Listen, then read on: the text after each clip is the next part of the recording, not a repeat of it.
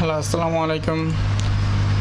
আপনারা অতি সহজে কীভাবে এসএসসি মার্কশিট বা জিএসসি এসএসসি মার্কশিট ডাউনলোড করতে পারবেন সেটা আপনাদের কাছে ভিডিও মাধ্যমে শো করে দেখাবো। তো প্রথমে আমরা কম্পিউটার একটি ব্রাউজার ওপেন করি। এখানে দেখতে পাচ্ছি আমাদের সার্চ বাটন গুগল, সেখানে আমরা এসএসসি দেওয়ার পরে দেখতে পাচ্ছি নিজের রেজাল্টটা শো করছে, এসএসসি রেজাল্ট 2020। সেখানে আমরা ক্লিক করি। তারপর এডুকেশন বোর্ড রেজাল্ট দেখতে পাচ্ছি আমাদের সামনে একটা মিনিস্টার অফ এডুকেশন পেজ চলে আসছে। তারপর এখানে জিএসসি আপনারা যেটি মার্কশিট ডাউনলোড করবেন, যেমন আমি একটা এখন জিএসসি মার্কশিট ডাউনলোড করব। জিএসসি সাল 2016 ঢাকা।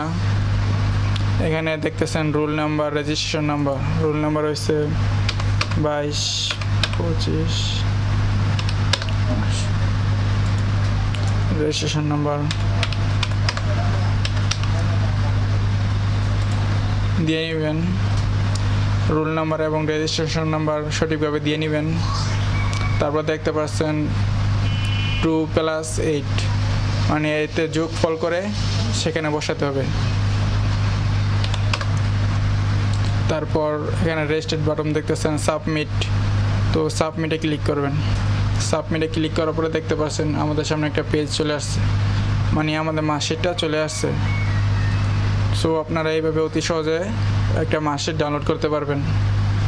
আর মার্কশিটটি প্রিন্ট করতে হলে আপনাদের কিবোর্ডের Ctrl+P চেপে আপনাদের প্রিন্টার সিলেক্ট করে মার্কশিটটা প্রিন্ট করে নিতে পারবেন।